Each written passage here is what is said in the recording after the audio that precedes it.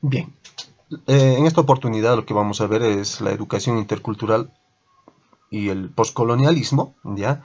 Esto en el sentido de que nos va a ayudar a comprender cómo nosotros debemos ver la construcción dentro de los enfoques de la interculturalidad, el principio del colonialismo de poder o el colonialismo interno.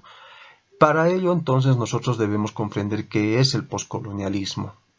Y ese es el punto en el cual vamos a partir para ir construyendo este pensamiento que no solamente podemos decir llega a ser un simple discurso o un enfoque teórico ya del poscolonialismo o hablar del colonialismo propiamente, sino cómo la interculturalidad se apoya y le ayuda bastante para poder generar el diálogo entre dos enfoques culturales distintos. Es decir, la interculturalidad no lo podemos entender simplemente como la interrelación de dos culturas distintas o diferentes que se ponen a dialogar. El problema es el diálogo y para poder abordar el diálogo hay que comprender qué elementos fundamentales en su construcción cultural, en su pensamiento cosmogónico, ha establecido esta diferenciación humana.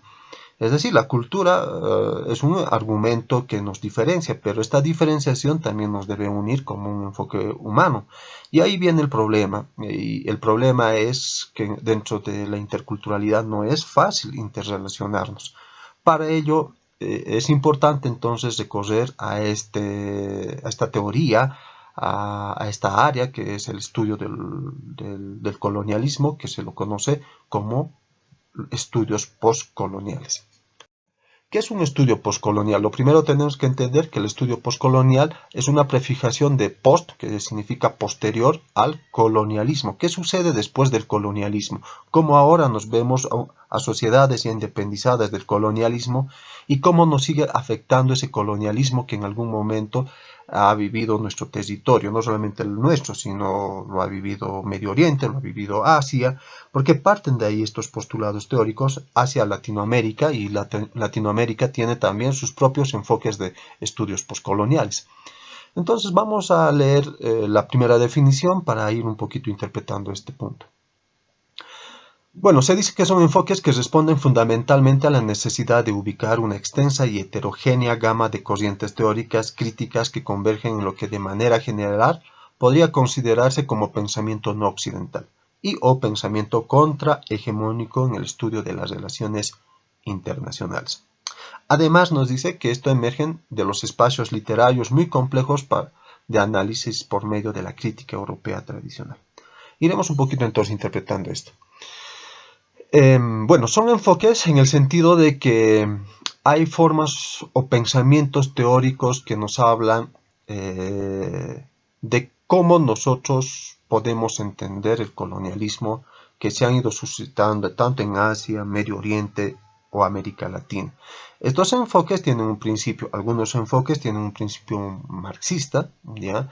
Algunos otros enfoques tienen desde la teoría crítica, y esta corriente de la teoría crítica es la más adecuada para ir comprendiendo al poscolonialismo.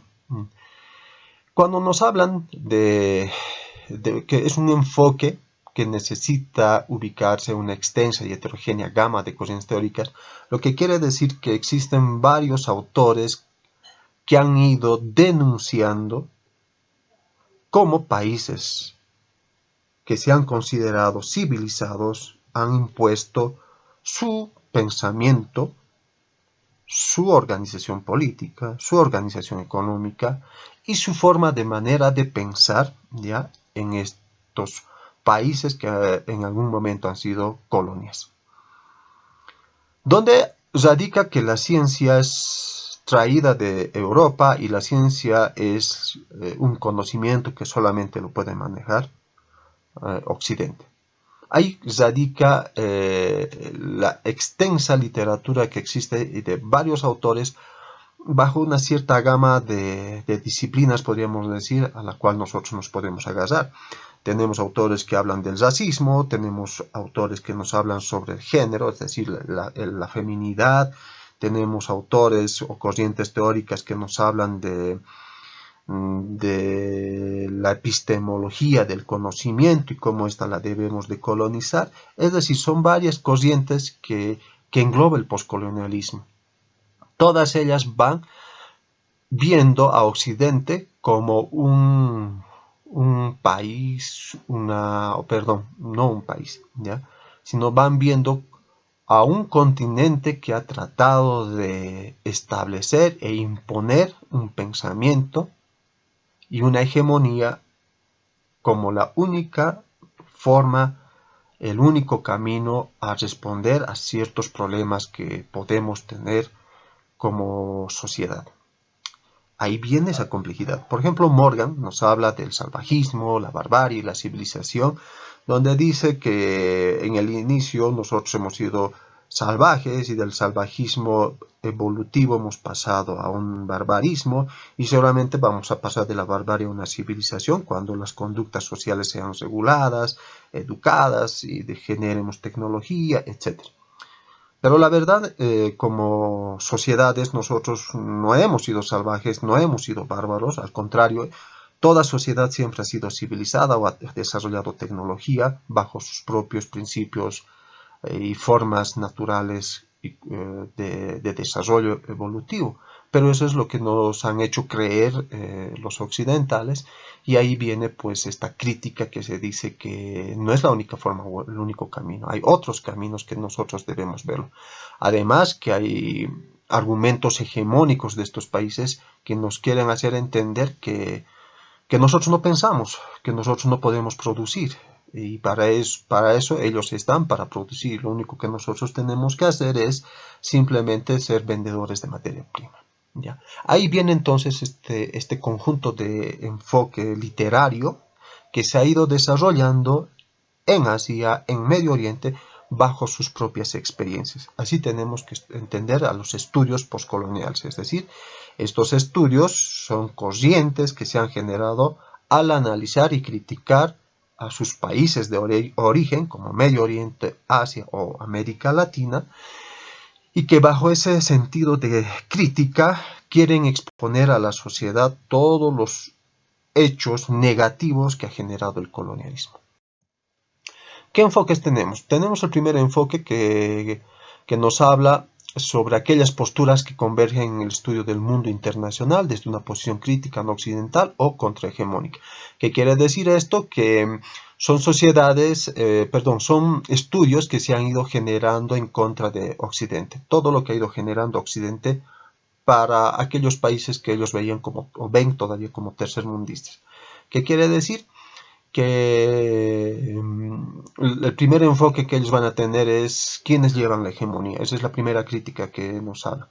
Entonces aquí tenemos que ayudarnos y agarrarnos de la mano de Antonio Gramsci, que él nos va a hablar de la hegemonía y cómo se puede tener la hegemonía para controlar a una sociedad. Y ahí nos habla de la sociedad civil y la sociedad política. Entonces la sociedad civil para Antonio Gramsci es todo lo que genera el ser humano culturalmente, es decir, como cuando un niño nace es expuesto a su entorno familiar y el entorno familiar cómo le conduce a pensar y a generar su cosmovisión cultural. ¿De dónde nosotros generamos ese pensamiento cultural? Pues está en la literatura, está en el arte, está en la música, está en los mitos, es decir, en todo lo que generamos cultura. Y está en la cotidianidad prácticamente. Eso es la sociedad civil para Antonio Gramsci. Y la sociedad política es simplemente el orden que obedece a la población, es decir, el orden político, donde emana el gobierno y el gobierno emana el sentido del autoritarismo a través de las Fuerzas Armadas o la policía o el órgano judicial. Pero eso está dependiente del pueblo, se dice. Entonces, para que el orden político obedezca al pueblo, o su deber es obedecer al pueblo, todo ente hegemónico necesita controlar a la sociedad civil.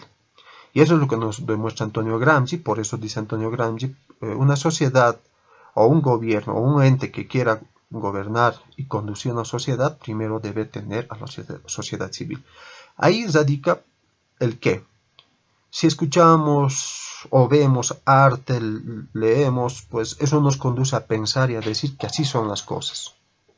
son esquemas ya impuestos y delineados. Y eso es la primera crítica que tiene este primer enfoque, ¿no?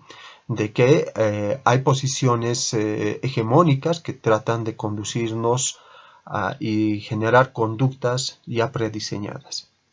Y el segundo enfoque nos habla de autores de Medio Oriente como Gaeta Choudhury y Sheila Nair, bueno, están como los primeros exponentes, por decir, que nos hablan de las experiencias de la colonización y su poder y cómo éstas han generado una realidad, ¿ya? Una realidad en sus poblaciones locales y nacionales. ¿Qué quiere decir? Estas autoras de alguna manera nos hablan y nos permiten reflexionar sobre la construcción que ha generado como poder, como un poder establecido en las colonias y cómo este poder ha trascendido en Medio Oriente, ¿no? Prácticamente ellas hablan sobre la situación de Palestina con su relación con Israel. Estas autoras de alguna manera critican esta imposición de países que se ven como civilizados y con el derecho de exterminar o hacer genocidio en países que tal vez no los consideran o no están enfocados a su mismo principio religioso y los ven como una lacra. Es el claro ejemplo de Palestina e Israel. Entonces, Gaeta Choudhury y Sheila Nair lo que tratan es de exponer al mundo cómo Palestina está siendo sometida y exterminada por Israel y el mundo no habla. El mundo más bien está aliado de Israel y consideran que todo lo que hace Israel está bien y que de alguna manera está dando puertas abiertas al genocidio cotidiano que vive Palestina. Ese es un segundo enfoque que prácticamente habla de este tipo de países árabes que son sometidos por otros grupos y que la sociedad lo ve como algo que debe darse. Y el tercer punto es la línea teórica heredada de los estudios culturales y estudios postcoloniales y gestada por autores provenientes de excolonias anglosajonas y francesas. Entre ellas hablamos de Edward Said, Homi Bhabha, Gayatri Spivak, estamos hablando de Frantz Fanon, quienes de alguna manera dentro de los primeros estudios críticos que se dan al colonialismo y que generan los estudios postcoloniales nos ayudan a entender estos autores cómo debemos ver ahora nuestra sociedad. Interesantemente, cada uno de estos autores han sido académicamente formados en países colonizadores, ¿ya? Y de ahí viene su contracrítica de cómo académicamente querían ser formados, es decir, nuevamente colonizados en el pensamiento, y ellos empiezan a generar una revolución literaria y van viendo a su país de origen cómo han sido de alguna manera esquematizados y que todavía no pueden salir del pensamiento europeo, y ellos critican cada uno en sus puntos de experiencia. Cada uno de estos autores ha generado una experiencia única y eso es lo que tratan de demostrarnos y de hablarnos. Entre ellos vamos a ir viendo a dos autores muy importantes dentro de los estudios postcoloniales. Edward Said prácticamente es una literatura que debemos y estamos obligados a leerlo, porque él nos habla en su libro del orientalismo y nos introduce justamente a hablar de Oriente, cómo se ha ido generando falsos prejuicios ya de actitudes occidentales con respecto a Oriente. ¿Cuáles han sido esos prejuicios?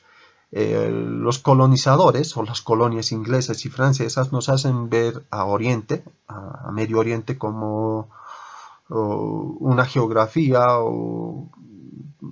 extensa, una geografía que hay que explotarla y nos demuestra un mundo exótico que hay que disfrutarlo, pero no nos hablan de su gente, de su persona, de su sociedad, de su cultura, que llega a ser otra riqueza. Más bien nos hacen ver como sociedades salvajes que no quieren entrar al cambio y a la evolución de acuerdo a los postulados occidentales. Entonces aquí Edward Said critica eso, nos critica porque ellos van construyendo a un Oriente no desde el propio oriental, nos va mostrando al Oriente desde Europa.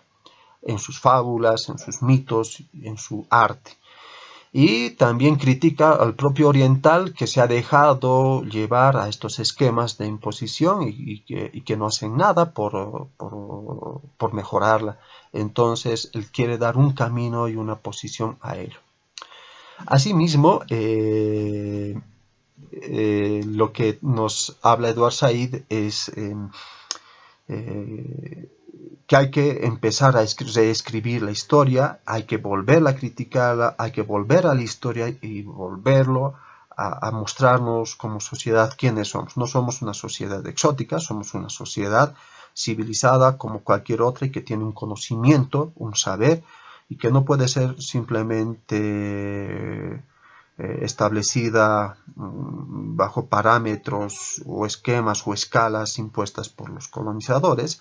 Aquí no debe haber escalas ni esquemas, ¿no? Ese es uno de los puntos que nos ha hablado Edward Said y al mismo tiempo nos dice, pues, aquí hay que volver a reescribirnos culturalmente. Otra oriental tenemos a Gayatri Chakrabarti, ¿ya?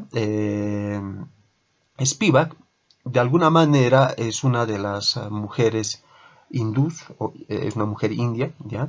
Que de alguna manera nos habla de la subalternidad y más que todo la subalternidad que está establecida en la mujer.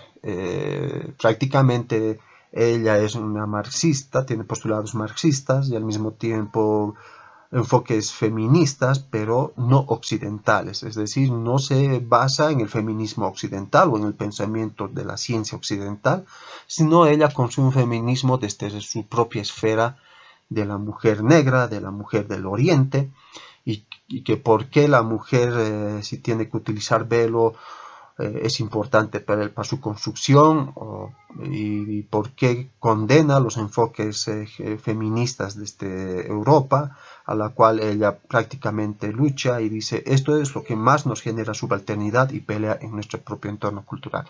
Hay otras formas de hacer feminismo, hay que hacernos conocer, hay que buscar en la mujer la voz perdida, la voz encadenada por Oriente, por Occidente. Esos son uno de los postulados o los enfoques que también nos ayudan a encontrar los estudios postcoloniales. Bueno, así como lo bueno que tiene el mundo postcolonial, también tiene posiciones negativas o críticas al postcolonialismo. Entre la primera crítica se dirige a la nacionalidad y al origen de sus representantes dentro del mundo académico. ¿Qué quiere decir? Pues estos autores tienen de alguna manera un esquema ya impuesto por los colonizadores, porque han sido educados, como les decía anteriormente, en universidades muy importantes, más que todo en Inglaterra, ¿ya?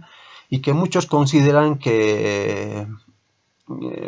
o condenan que lo primero que deberían haber hecho ellos era construirse académicamente en sus lugares de origen. Ellos vienen más o menos como grandes teóricos o pensadores y que también ven a su propia nacionalidad como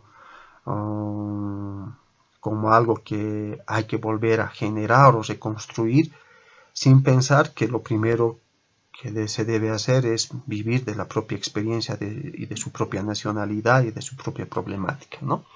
La segunda crítica apunta al análisis postcolonial que concede un excesivo valor a lo cultural y a lo discursivo en detrimento de los elementos materiales. ¿Qué quiere decir? Que, bueno, enfocan muchísimo el rescatar el acervo cultural primario o básico de toda nacionalidad y eso lo vuelve un discurso o una teoría, pero no ven a una sociedad económicamente desposeída, a una sociedad de cómo va a enfrentar con el mundo capitalista, cómo va a dialogar, cómo va a crecer, para ajustarse dentro del propio mundo cultural, ¿no? Hay experiencias tal vez que nos van a emanar de ello, por ejemplo en los años 50, más que todo en el 52 o 55, China entra en un proyecto revolucionario cultural con Mao Zedong. Mao Zedong destruye totalmente los elementos occidentales, destruye todo el materialismo que se ha ido construyendo en el pensamiento, para reconstruirse nuevamente desde un pensamiento obviamente casi comunista, podríamos decirlo, pero bajo una filosofía que Mao Zedong les da a su sociedad y se debe construir desde las bases primarias, ¿no? Es decir, hay que volver a nuestra historia para reconstruir. Eso es lo que hace Mao Zedong y ha sido una filosofía de revolución para muchos países, se han generado a partir de ello grandes grupos y se han vuelto no solamente un discurso, una posición filosófica, sino también una praxis de esa posición filosófica. Ahí tenemos a Sendero Luminoso en el Perú, donde ha generado o ha querido generar un proyecto revolucionario, contraterrorista y terrorista al mismo tiempo. Y bueno, pues ahí quedó, podríamos decir, a Sendero Luminoso perseguido, y actualmente aún sigue siendo perseguido, ¿no? Y la tercera crítica señala lo postcolonial en elementos contradictorios a su formulación. Ellos tratan de buscar nuevamente un argumento hegemónico, eso es lo que nos dice la crítica, así como lo ha hecho Occidente. Y ahí viene la problemática para generar nuevos pensamientos decoloniales. Tratan de decirnos que los caminos que ellos nos quieren decir en su discurso no serían tan adecuados, porque nos llevarían también a ser sociedades hegemónicas y que de alguna manera también seríamos sociedades que les estamos imponiendo o conduciendo culturalmente y socialmente a aspectos que no estarían adecuados a la realidad, y que de alguna manera ese es un punto flaco que puede tener los estudios postcoloniales. Bueno, los estudios postcoloniales en América nacen justamente a partir de estas experiencias de Medio Oriente, y que de alguna manera empieza en América Latina a generar y refundar un concepto teórico. Nosotros ya no somos simplemente el residuo colonial, nosotros debemos generar un nuevo pensamiento crítico de qué es Latinoamérica y cómo debe vernos ahora Occidente a Latinoamérica, que el conocimiento científico ya no es una construcción propia de Europa, también América Latina siempre ha tenido un conocimiento tal vez no denominado científico, pero sí ha tenido una epistemología, una ciencia que debe ser reconocida. Además, esta ciencia ha sido extraída por los europeos. Ahí viene ese discurso. Tenemos a Walter Mignolo, a Quijano, Edward Said, entre los grandes teóricos latinoamericanos, ya, suramericanos y centroamericanos, que nos ayudan a entender América Latina.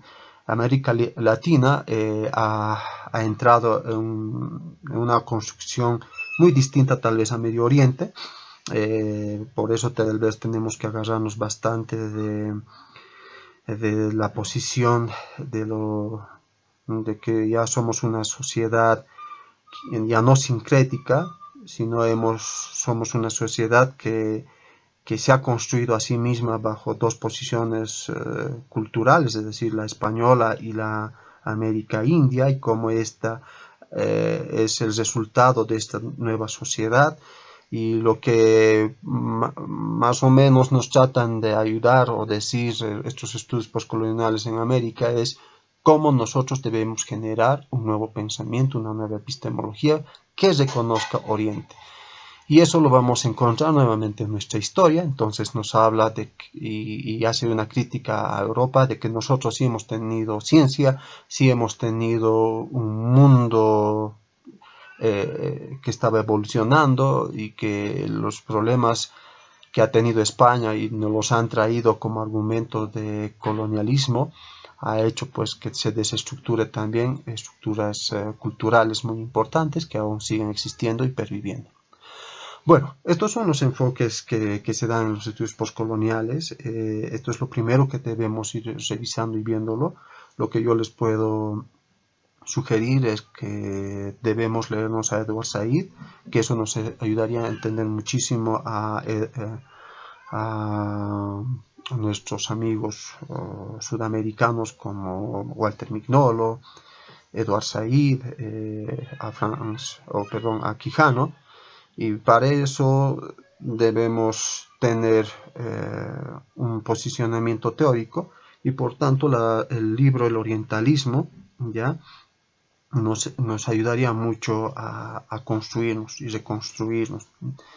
Este texto lo podemos bajar del internet bajo el título del Orientalismo de Edward Said, y prácticamente entre el primero y el segundo capítulo nos daría un salto para comprenderlo.